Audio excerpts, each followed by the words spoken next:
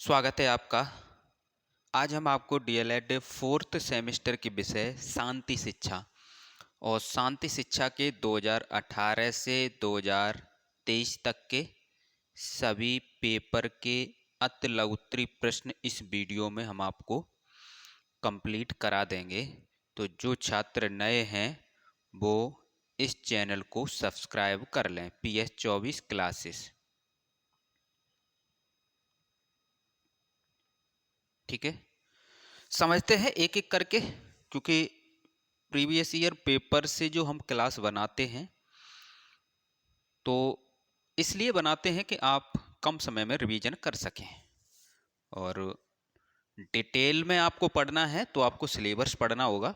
यहाँ पर ये इम्पोर्टेंट क्वेश्चन होते हैं, वही क्वेश्चन हैं जो आपके पेपर में आए हैं। और आपके पेपर में 50 से 70% हम कह सकते हैं प्रश्न सेम टू सेम आपको यही देखने को मिल जाएंगे। समझते हैं शांति शिक्षा। विषय का नाम भी शांति शिक्षा है और यहाँ से प्रश्न नंबर 6 में पूछा भी गया है। तो शांति शिक्षा, शांति, जो शांति के लिए शिक्षा दी जाए वही शांति शिक्षा। बच्चों में शांति की भावना विकसित हो, ठीक है। तो ऐसी जो शिक्षा है जो छात्रों के मानसिक विकास करे, किस प्रकार से, उनके अंदर नैतिक गुणों की भावना विकसित करे, भाईचारे की भावना विकसित करे, सहयोग की भावना विकसित करे, तभी तो शांति होगी। तो जो शिक्षा छात्रों में शांति की भावना का विकास करती है उसे क्या कहते हैं? शांति शिक्षा कहते हैं। तो ये शांति शिक्षा की डेफिनेशन आप लिख सकते हैं। नेक्स्ट प्रश्न पूछा गया है व्यक्तित्व से। किससे पूछा गया है कि व्यक्तित्व को परिभाषित करते हुए उसका अर्थ समझाइए। प्रश्न नंबर आपका 7 है कि व्यक्तित्व को परिभाषित करते हुए उसका अर्थ समझाना है। तो वैलेंटाइन के अनुसार आप परिभाषा दे सकते हो कि व्यक्तित्व जन्मजात एवं अर्जित प्रवृत्तियों का योग है। व्यक्तित्व क्या है? जो जन्मजात हो या फिर जो बच्चे ने अर्जित की हो, वो दोनों ही प्रवृत्तियां उनका ही योग है, ठीक है। अर्थ में आप लिख सकते हो कि व्यक्तित्व को अंग्रेजी में पर्सनैलिटी कहते हैं। पर्सनैलिटी शब्द लैटिन भाषा के जो शब्द है परसोना, परसोना से बना है। यानी हम कह सकते हैं जो पर्सनैलिटी शब्द है वो लैटिन भाषा का जो शब्द परसोना है उससे बना है। अब परसोना का क्या अर्थ है? नकाब या फिर मुखौटा, नकाब या फिर मुखौटा। नेक्स्ट है आपका प्रश्न अवांछित व्यवहार में सुधार हेतु। कैसा व्यवहार है? वांछित नहीं है, अवांछित व्यवहार है। तो अवांछित व्यवहार में सुधार हेतु शिक्षक द्वारा अपनाई जाने वाली सकारात्मक रणनीतियां कौन कौन सी हैं? तो ऐसा व्यवहार जो समाज में, यानी हम कह सकते हैं समाज के नियमों के अनुसार, नियमों के विपरीत हो, कानून के नियमों के विपरीत हो, वही तो अवांछित व्यवहार है। यदि आप चोरी करोगे, किसी को मारपीट करोगे किसी की, तो ये सब अवांछित व्यवहार हैं, ठीक है। गाली गलौज करोगे तो ये सभी अवांछित व्यवहार हैं। तो बच्चों की समस्या का समाधान करना, उसको क्या समस्या है जिससे वो अवांछित व्यवहार कर रहा है। दूसरा पॉइंट ये है बालकों में सहयोग की भावना विकसित करेंगे। बालकों में क्या है? सहयोग की भावना विकसित करेंगे। बालकों में नैतिक गुणों का विकास करेंगे। क्या करेंगे? नैतिक गुणों का विकास करेंगे। बालकों में मानवीय गुणों का विकास करेंगे। किसका विकास करेंगे? मानवीय गुणों का विकास करेंगे कि छात्र एक दूसरे का सहयोग करे, ठीक है। भाईचारे की भावना उसके अंदर विकसित हो, मिलजुल के रहे। तो इस प्रकार से अवांछित व्यवहार में सुधार आ सकता है। नेक्स्ट प्रश्न है आपका कि व्यक्तित्व के प्रमुख 5 गुण बताने हैं। तो व्यक्तित्व के 5 गुण आप लिख सकते हो। चैतन्यता, खुलापन, बहिर्मुखता, सहमतिजन्यता, स्नायु विकृति। ये आपके जो 5 हैं वे व्यक्तित्व के गुण हैं। और ये ज़्यादातर प्रश्न जो आपके आएंगे वो आप देखेंगे जब 2023 का पेपर आप सॉल्व करेंगे तो आपको ऐसा लगेगा कि ये सभी प्रश्न रिपीट हुए हैं। नेक्स्ट प्रश्न है प्रश्न नंबर 10, राष्ट्रीय एकता के मार्ग में आने वाली प्रमुख बाधाएं। तो राष्ट्र में रहने वाले नागरिक अगर सुख शांति से रहेंगे तभी तो राष्ट्रीय एकता रहेगी। अब जातिवाद के अनुसार यदि विवाद करवा दिया जाए तो राष्ट्रीय एकता कहाँ रहेगी? व्यक्ति आपस में ही लड़ते रहेंगे। जातिवाद सांप्रदायिकता का विवाद करवा दिया जाए तो वो आपस में ही लड़ते रहेंगे। तो ये सभी क्या हैं? बाधाएं हैं। जातिवाद है, एक संप्रदाय दूसरे संप्रदाय को क्या करता है, मतलब गलत नज़रिए से देखता है, तो इसका मतलब ये है कि ये बाधा है। तो ये ज़्यादातर आप देखते हो नेता लोग ये काम करते हैं। धर्म है, बेरोजगारी है, भ्रष्टाचार है, ये सभी राष्ट्रीय एकता के मार्ग में क्या है? बाधा हैं। ठीक है। नेक्स्ट प्रश्न है आपका, अष्टांग योग से क्या तात्पर्य है? अष्टांग योग से क्या तात्पर्य है? तो योग समझते हैं, योग वह क्रिया है जिससे व्यक्ति को शारीरिक तथा मानसिक शांति प्राप्त होती है। अगर आप योग करेंगे तो उससे शरीर भी स्वस्थ रहेगा और दिमाग भी स्वस्थ रहेगा। अष्टांग योग के 8 अंग निम्नलिखित हैं। जो अष्टांग योग है उसके 8 अंग हैं। कौन से हैं? यम, नियम, आसन, प्राणायाम, प्रत्याहार, धारणा, ध्यान, समाधि। ये अष्टांग योग के 8 अंग हैं। नेक्स्ट पेपर है आपका 2019 का पेपर है, और 2019 का पेपर है उसे समझते हैं। यहाँ पर हमने प्रश्न भी लिखे हैं और उत्तर भी आपके लिए लिखे हैं। तो प्रश्न नंबर 6 है, प्रभावी शांति निर्माता बनाने हेतु विद्यार्थियों में कौन कौन से व्यक्तिक कौशल विकसित किए जाने चाहिए? 1 नंबर का प्रश्न है तो उसी के अनुसार आप लिखेंगे उतना ही, कि तनाव प्रबंधन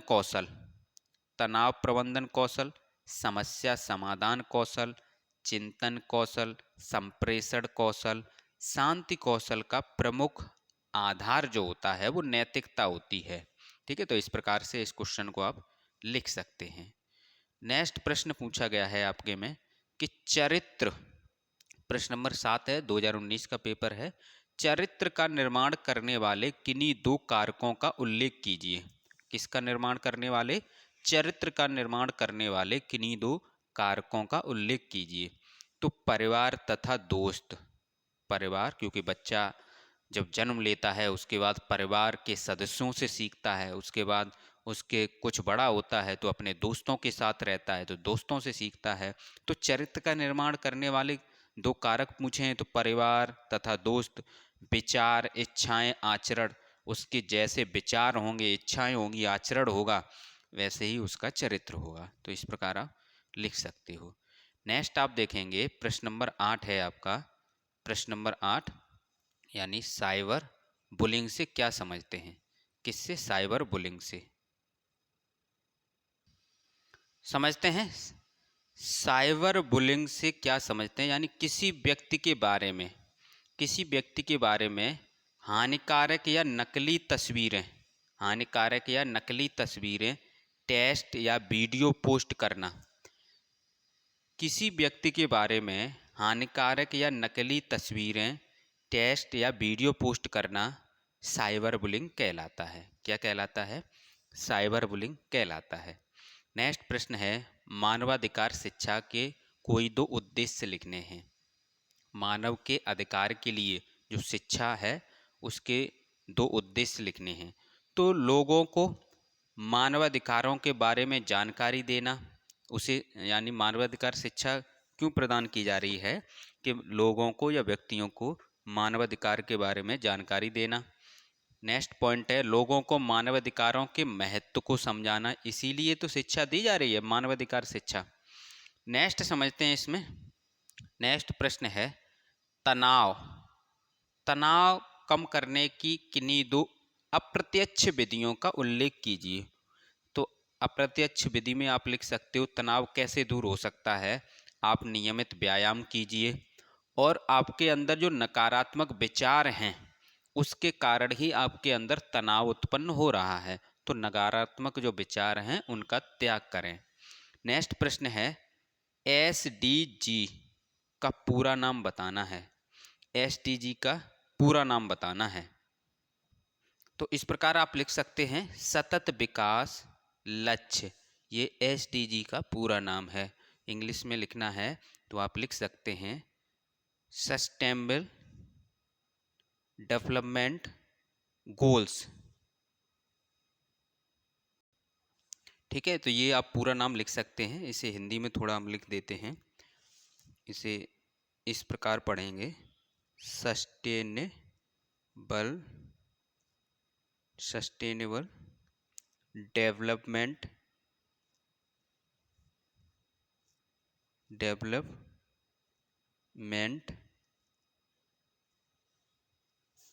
गोल्स।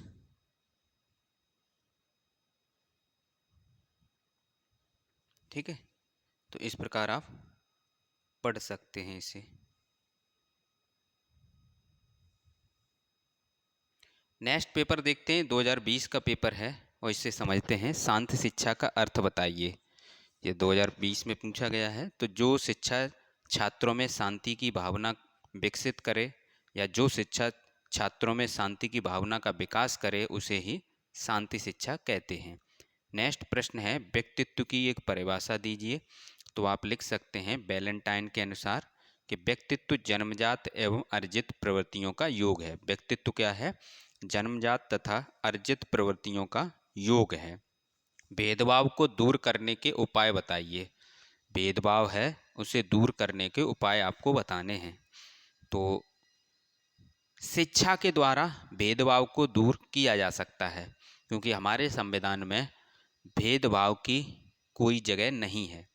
सख्त कानून बनाए गए हैं। कोई भी व्यक्ति किसी भी धर्म का हो, जाति का हो या फिर लिंग के आधार पर, भाषा के आधार पर या धर्म के आधार पर, किसी के आधार पर भेदभाव नहीं कर सकते। तो शिक्षा भेदभाव दूर करने के उपाय क्या हैं? जब शिक्षित होंगे तो भेदभाव नहीं होगा। जागरूकता फैलाना, जब जागरूक रहेंगे तो भेदभाव नहीं होगा। समान अधिकार देना, पिछड़े वर्गों को आगे लाना, ये सभी भेदभाव दूर करने के उपाय हैं। हिंसा से क्या तात्पर्य है? हिंसा का मतलब यह है, यदि आप किसी व्यक्ति को परेशान करते हैं, या तो मानसिक परेशान करेंगे या फिर उसकी मारपीट करेंगे, वो सभी हिंसा के अंतर्गत आती है।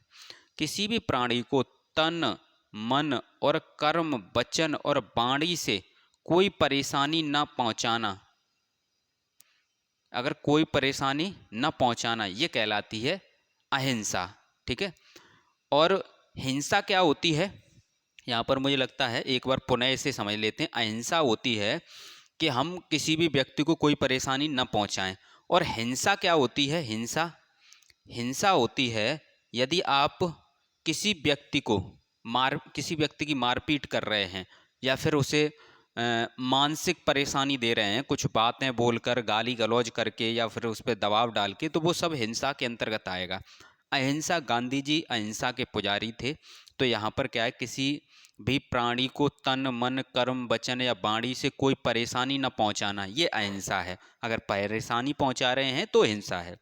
सामाजिक तनाव। अब सामाजिक तनाव क्या है? अगर आपको समाज से तनाव मिल रहा है कुछ, तो वो सामाजिक तनाव है। तो समाज से उत्पन्न तनाव जिससे व्यक्ति के सम्मान को खतरा हो, सामाजिक तनाव कहते हैं। यदि तनाव आपको समाज से मिल रहा है तो वो सामाजिक तनाव है। नेक्स्ट प्रश्न है, नैतिक शिक्षा की कोई एक परिभाषा लिखना है। नैतिक शिक्षा के बारे में बताना है। तो ऐसी शिक्षा जो व्यक्ति में नैतिक गुणों की भावना विकसित करती है, वही आपकी नैतिक शिक्षा कहलाती है। यानी अगर छात्र, नैतिक शिक्षा का मतलब ये है कि हम ये कह सकते हैं कि छात्र के अंदर ऐसे गुण विकसित करना जिससे वह सही रास्ते पर चले, सही कार्य करे, बड़ों का सम्मान करे, तो वही तो नैतिक गुण है। सहयोग की भावना उसके अंदर विकसित हो, भाईचारे की भावना विकसित हो, वही नैतिक गुण है। नेक्स्ट समझते हैं, 2021 का प्रश्न है। तो इसमें पूछा गया है नैतिकता क्या है? नैतिकता क्या है? नैतिकता अनिवार्य रूप से एक सामाजिक व्यवस्था है। नैतिकता क्या है? एक सामाजिक व्यवस्था है जिसका उद्देश्य क्या है? समाज का हित है। जिसका उद्देश्य क्या है? समाज का हित है। नेक्स्ट प्रश्न है, अष्टांग योग किसे कहते हैं? अष्टांग योग किसे कहते हैं? योग वह क्रिया है जिससे व्यक्ति को शारीरिक तथा मानसिक शांति प्राप्त होती है। योग क्या है? योग यदि आप करेंगे तो उससे शरीर भी स्वस्थ रहेगा और मस्तिष्क भी स्वस्थ रहेगा। अष्टांग योग के 8 अंग निम्नलिखित हैं। कौन कौन से 8 अंग हैं? यम है, नियम है, आसन है, प्राणायाम है, प्रत्याहार है, धारणा है, ध्यान है, समाधि है। ये क्या है? अष्टांग योग के 8 अंग हैं। नेक्स्ट प्रश्न नंबर 8, पुरुषार्थ पुरुषार्थ चतुष्टय का क्या अर्थ है? तो पुरुषार्थ चतुष्टय का अर्थ बताना है तो जीवन के 4 स्तंभ, जीवन के 4 स्तंभ कौन कौन से हैं? धर्म, अर्थ, काम, मोक्ष को ही पुरुषार्थ चतुष्टय कहते हैं। ठीक है, ये सभी प्रश्न आप 2023 में देखेंगे तो रिपीट होंगे। साइबर बुलिंग, ये भी आप देख रहे हो रिपीट हुआ है। तो किसी व्यक्ति के बारे में हानिकारक या नकली तस्वीरें, टेक्स्ट, वीडियो पोस्ट करना साइबर बुलिंग कहलाता है। नेक्स्ट प्रश्न है, तनाव प्रबंधन कौशल का क्या अभिप्राय है? तो तनाव का प्रबंधन करना ही तनाव प्रबंधन है। आपको तनाव है, अगर तनाव से मुक्ति मिल जाए तो वही तो प्रबंधन है। तो वह प्रबंधन कौशल जिसके द्वारा व्यक्ति को असामान्य मानसिक स्थिति से सामान्य स्थिति में लाया जाता है, वही तनाव प्रबंधन कहलाता है। यदि आप तनाव में हैं तो इसका मतलब ये है आप सामान्य स्थिति में नहीं है, आप असामान्य स्थिति में हैं। यदि आपको सामान्य स्थिति में लाया जाए तो वही तनाव प्रबंधन है। नेक्स्ट प्रश्न है, राष्ट्रीय एकता की क्या आवश्यकता है? तो राष्ट्र के प्रति लोगों में एकता की भावना विकसित करने के लिए राष्ट्रीय एकता आवश्यक है। हमारे भारत देश में अनेक धर्म के लोग एक साथ रहते हैं, तो सभी को राष्ट्र के प्रति एक होना ही राष्ट्रीय एकता कहलाती है। तो राष्ट्र के प्रति लोगों में एकता की भावना विकसित करने के लिए राष्ट्रीय एकता आवश्यक है। नेक्स्ट पेपर है 2022 का, इसमें पूछा गया है जीवन में शांति की आवश्यकता और शांति की आवश्यकता का औचित्य स्थापित कीजिए। तो शांति की आवश्यकता जो छात्रों में नैतिक गुणों के विकास के लिए, छात्रों में क्या है? नैतिक गुणों के विकास के लिए। नेक्स्ट है आपका, छात्रों में राष्ट्रीय प्रेम की भावना विकसित करने के लिए जीवन में शांति की आवश्यकता है। इस प्रकार आप लिख सकते हो। नैतिक शिक्षा के कोई 2 उद्देश्य बताने हैं। नैतिक शिक्षा के उद्देश्य तो हमने यही बताया था कि छात्रों को ईमानदार बनाना, छात्रों में भाईचारे की भावना विकसित करना, छात्रों में सहयोग की भावना विकसित करना, ये आप लिख सकते हो। शांति शिक्षा में मूल्य का क्या तात्पर्य है? शांति शिक्षा में मूल्य का क्या तात्पर्य है? ऐसे मूल्य जो मानव में शांति की भावना विकसित करें, ऐसे मूल्य जो मानव में शांति की भावना विकसित करें उसे शांति मूल्य कहते हैं। उसे क्या कहते हैं? शांति मूल्य कहते हैं। मानवाधिकार का अर्थ बताना है। मानव अधिकार या मानवाधिकार का अर्थ, तो ऐसे अधिकार जिससे मानव स्वतंत्र रूप से बिना भेदभाव के अपना जीवन यापन कर सकता है, मानवाधिकार कहते हैं। यानी ऐसे अधिकार हैं जिससे मानव स्वतंत्र रूप से बिना भेदभाव के अपना जीवन यापन कर सकता है, उसे क्या कहते हैं? मानव अधिकार या फिर मानवाधिकार कहते हैं। नेक्स्ट प्रश्न है, साइबर बुलिंग से क्या समझते हैं? तो किसी व्यक्ति के बारे में हानिकारक या फिर नकली तस्वीरें, टेक्स्ट या वीडियो पोस्ट करना साइबर बुलिंग कहलाता है। नेक्स्ट है आपका, चरित्र का आशय स्पष्ट कीजिए। चरित्र का आशय स्पष्ट कीजिए। तो चरित्र व्यक्ति का वह मानसिक गुण है। चरित्र क्या है? व्यक्ति का वह मानसिक गुण है उस जिससे यानी उससे सामाजिक व्यवहार को निर्धारित करता है। वह क्या है? यानी चरित्र व्यक्ति का वह मानसिक गुण है जो उसके यानी व्यक्ति के सामाजिक व्यवहार को निर्धारित करता है। और नेक्स्ट और अंतिम पेपर है आपका, प्रश्न नंबर 6 है, तनाव। तनाव के बारे में बताना है, तनाव की एक परिभाषा। तो तनाव वह स्थिति है जिसमें व्यक्ति का व्यवहार असामान्य हो जाता है। जब तनाव में व्यक्ति होगा तो उसका जो व्यवहार है वो पहले जो व्यक्ति था उससे बदल जाएगा। व्यक्तित्व की परिभाषा लिखिए। व्यक्तित्व की परिभाषा देनी है तो व्यक्तित्व की परिभाषा आप लिख सकते हैं वैलेंटाइन के अनुसार। किसके अनुसार? वैलेंटाइन के अनुसार आप व्यक्तित्व की परिभाषा लिखेंगे। तो ये वाला पेपर आप देखेंगे 2023 का, 2018 से 2022 में जो प्रश्न पूछे गए हैं लगभग सभी प्रश्न आपको मिल जाएंगे। तो व्यक्तित्व की एक परिभाषा वैलेंटाइन के अनुसार आप लिख सकते हो कि व्यक्तित्व जन्मजात एवं अर्जित प्रवृत्तियों का योग है। तो ये वाला पेपर आप स्वयं भी कर सकते हैं, क्योंकि अभी हमने प्रश्न कराए हैं उसी के अनुसार। तो पुरुषार्थ चतुष्टय का क्या अर्थ है? तो जीवन के 4 स्तंभ धर्म, अर्थ, काम, मोक्ष को पुरुषार्थ चतुष्टय कहते हैं। नेक्स्ट प्रश्न है साइबर बुलिंग। और 2024 में जो आपके अतला उत्तरी आएंगे तो इन 2018 से 2023 तक के पेपर हैं वहीं से आपको मिल जाएंगे। साइबर बुलिंग का क्या अर्थ है? किसी व्यक्ति के बारे में हानिकारक या नकली तस्वीरें, टेक्स्ट या वीडियो पोस्ट करना साइबर बुलिंग कहते हैं। नेक्स्ट प्रश्न है मानवाधिकार शिक्षा के कोई 2 उद्देश्य बताने हैं। लोगों को मानवाधिकार के बारे में जानकारी देना, लोगों को मानवाधिकारों के महत्व को समझाना, इसके लिए ये हम कह सकते हैं यही उद्देश्य हैं। चरित्र निर्माण करने वाले किन्हीं 2 कारकों के नाम लिखिए। परिवार तथा दोस्त, विचार, इच्छाएं और आचरण। ठीक है, और सभी छात्र इस चैनल को सब्सक्राइब कर लें। सभी छात्र इस चैनल को सब्सक्राइब कर लें, PS24 क्लासेस को।